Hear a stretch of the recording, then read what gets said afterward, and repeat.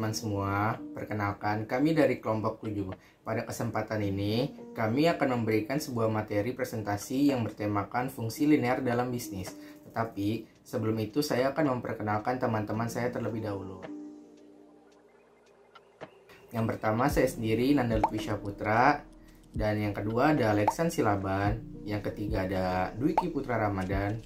Yang keempat ada Gary Geraldo German. Dan yang terakhir ada Yoska Otnil Simbolon. Baiklah, langsung saja kita mulai. Sebelumnya saya ingin menjelaskan apa sih yang dimaksud dengan fungsi linear. Fungsi linear merupakan hubungan matematis antara sebuah variabel dengan variabel lainnya. Maksudnya, fungsi linear memiliki suatu fungsi yang memiliki dua variabel atau lebih yang masing-masing variabelnya memiliki nilai yang saling mempengaruhi dan variabelnya bebas, memiliki pangkat paling tinggi yaitu 1. Kenapa dikatakan linear? Karena grafik fungsi dalam diagram Kartesius memiliki bentuk yang lurus, sehingga dinamakan linear. Kemudian yang selanjutnya, saya akan menjelaskan mengenai apa saja unsur-unsur variabel dalam fungsi linear. Dalam fungsi linear, unsur variabel terbagi menjadi 3, yaitu ada variabel, koefisien, dan konstanta. Sini saya akan menjelaskan tentang variabel. Variabel merupakan sebuah unsur yang sifatnya berubah-ubah dari satu kondisi ke kondisi lainnya. Dengan menggunakan variabel, kita akan memperoleh lebih mudah memahami permasalahan. Hal ini dikarenakan kita seolah-olah sudah mendapatkan jawabannya. Biasanya, bentuk dari variabel ini memiliki soal yang menggunakan teknik menghitung atau menentukan suatu bilangan, karena variabel adalah bilangan yang sangat penting yang tidak bisa dihilangkan dalam fungsi linear. Yang selanjutnya, saya akan menjelaskan tentang koefisien. Koefisien merupakan bilangan atau angka yang berada tepat di dalam suatu variabel terkait dengan variabel yang bersangkutannya. Dan yang ketiga, saya akan membahas tentang konstanta. Konstanta adalah suatu bilangan nyata tunggal yang nilainya tidak berubah-ubah dalam suatu masalah tertentu. Biasanya, nilai dari konstanta ini ditentukan oleh variabel namanya. Selanjutnya, saya akan menjelaskan mengenai bentuk umum fungsi linear. Bentuk umum fungsi linear di mana fx sama dengan ax plus b atau y sama dengan ax plus b, di mana a-nya merupakan gradien dan b-nya merupakan titik potong fungsi sumbu y. Selanjutnya, saya akan menjelaskan bagaimana cara membuat kurva dalam fungsi linear. Dalam fungsi linear, membuat kurva terbagi menjadi 2, yaitu dengan cara yang sederhana dan dengan cara yang sistematis. Sini saya akan menjelaskan tentang dengan cara yang sederhana. Dengan cara yang sederhana, yaitu dengan menggunakan tabel X dan Y, di mana kita tentukan dulu nilai X sebagai variabel bebasnya.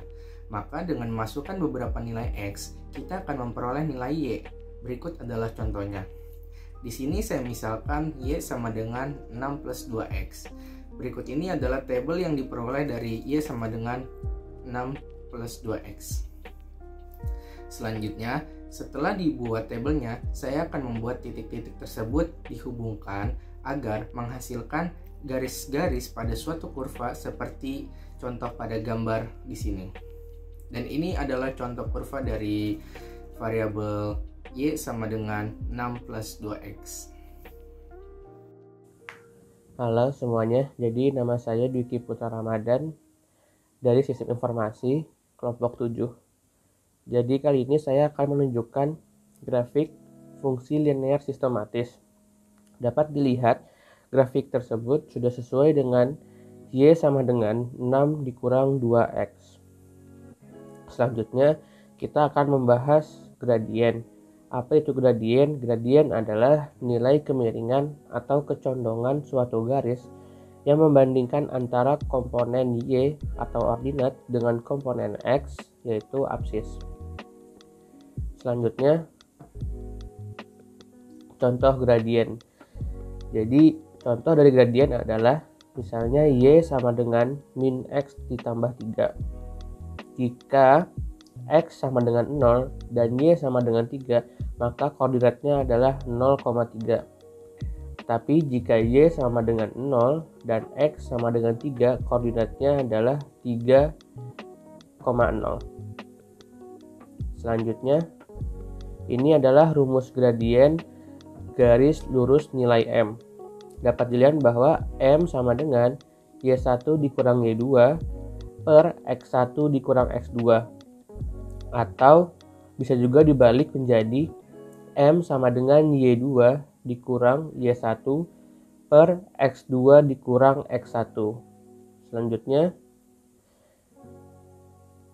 ini adalah rumus persamaan garis lurus, yaitu adalah Y dikurang Y1 sama dengan X dikurang X1. Oke, selanjutnya, ini merupakan rumus persamaan garis lurus nilai M. Y sama dengan M dikali X dikurang X1 ditambah Y1. Selanjutnya, kita akan masuk ke contoh soal tentang gradien. Soal tersebut adalah persamaan garis lurus melalui 3,1 dengan koefisien arah 2/3. Dengan ini kita akan menggunakan rumus Y dikurang Y1 sama dengan A dikali X dikurang X1. Dengan angka tersebut kita masukkan ke rumus ini menjadi Y ditambah 1 sama dengan min 2/3 dikali X3 menjadi sama dengan Y sama dengan 2/3X dikurang 1, dan hasilnya menjadi Y sama dengan min 2X dikurang 1. Jadi ada juga cara-cara lain dan contoh-contoh lain untuk menjawab contoh soal gradien yang akan dijelaskan oleh teman-teman saya yang lain. Halo, saya Yaskal Simbolon akan melanjutkan yang tadi dijelaskan oleh Dwiki.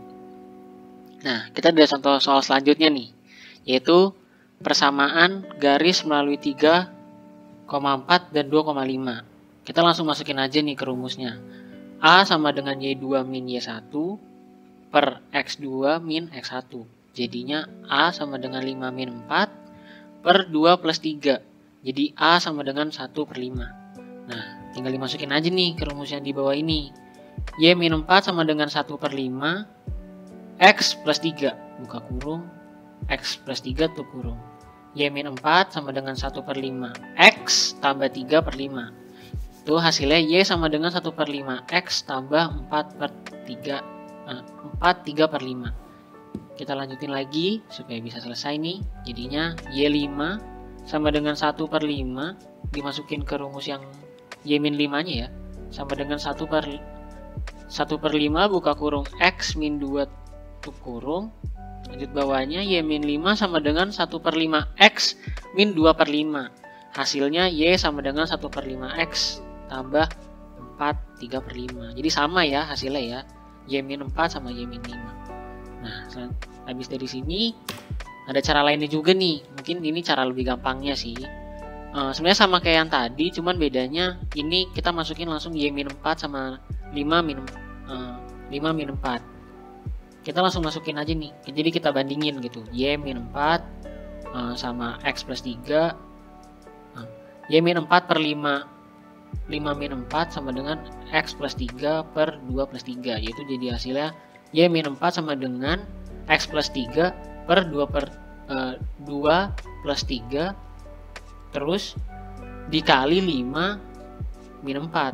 Hasilnya Y min 4 sama dengan X plus 3 per 5 kali 1. Jadi udah bisa tinggal langsung dimasukin aja. Jadi hasilnya bakal sama. Situ kita langsung masuk ke hubungan dua garis lurus. Dua garis lurus akan berimpit apabila persamaan yang satu merupakan kelipatan persamaan yang lain. Nah, ini ada contohnya nih. Contohnya itu Y sama dengan 1/2X tambah 2. Dan 2Y sama dengan X tambah 4. Atau bisa dibilang Y1 sama dengan MX1 plus B1 akan berimpit dengan Y2 sama dengan MX2 tambah B2. Jika Y1 sama dengan N, buka kurung Y2 tutup kurung, A1 sama dengan N, buka kurung A2 tutup kurung dan B1 sama dengan N buka kurung B2 tutup kurung. Nah, lanjutannya dua garis lurusan sejajar. Sejajar akan terjadi apabila kemiringan garis yang satu sama dengan kemiringan garis yang lain. Contohnya M1 sama dengan M2. Nah, ini ada contohnya nih, yaitu Y sama dengan 1/3X ditambah 3 dan Y sama dengan 1/3X ditambah 2/3. Di situ masih dalam hubungan dua garis lurus ya. Dua garis lurus yang tegak lurus akan terjadi apabila kemiringan garis yang satu merupakan kebalikan dari kemiringan garis yang lain dengan tanda yang berlawanan.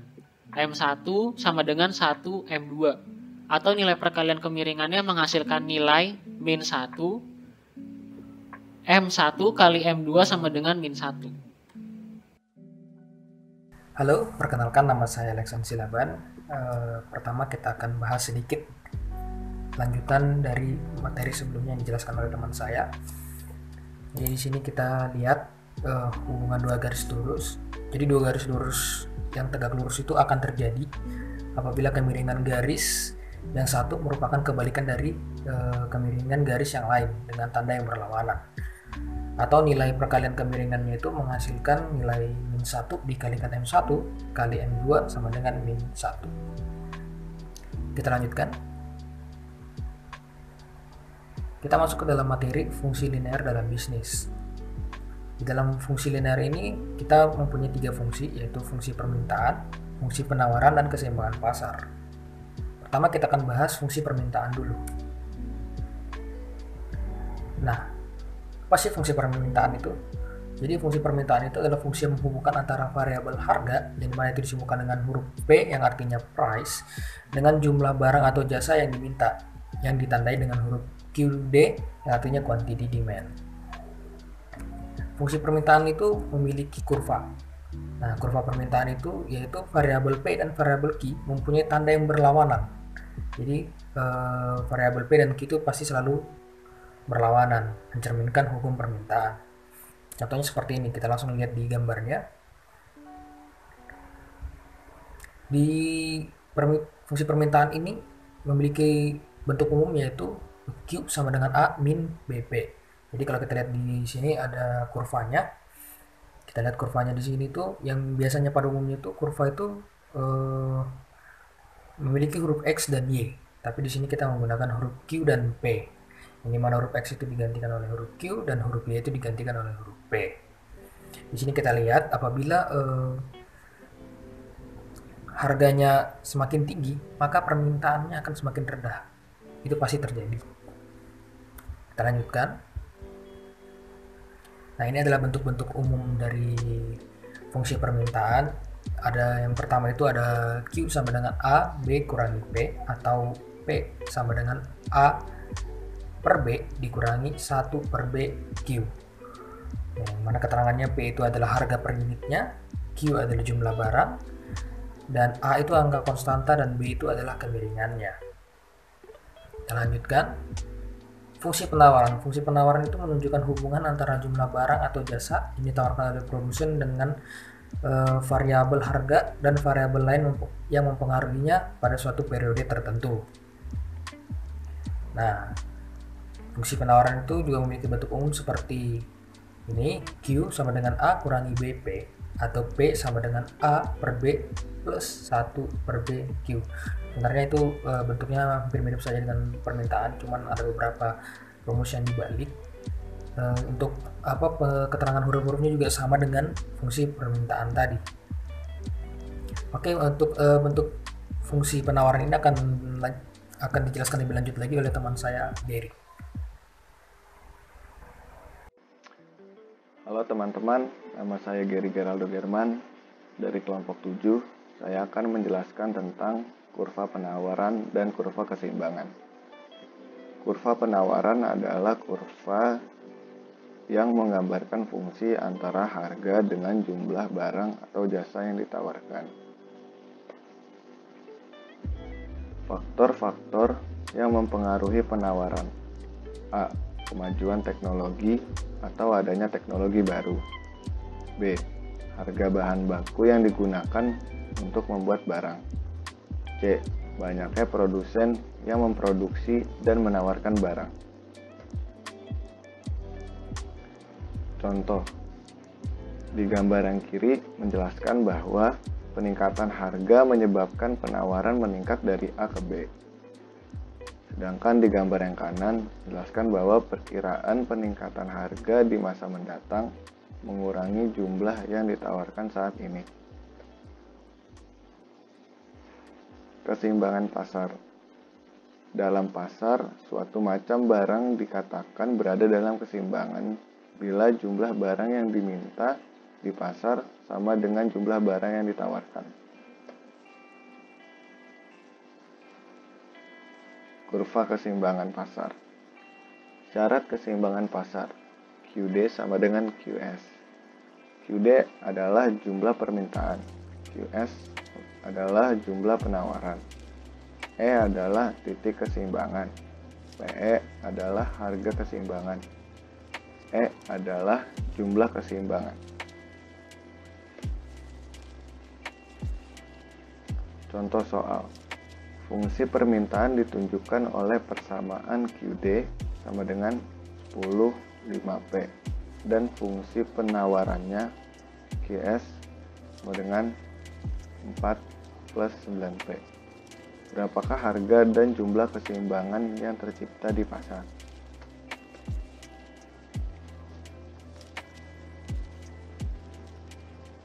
QD sama dengan QS. Berarti 10 5P sama dengan 4 plus 9P. 14P sama dengan 14. P sama dengan 1 sama dengan PE. Q sama dengan 10 min 5P. Q sama dengan 5 sama dengan QE. Harga dan jumlah keseimbangan pasar adalah 5,1. Sekian dari kelompok kami, kelompok 7. Maaf bila ada kurang penjelasan atau salah rumus. Terima kasih.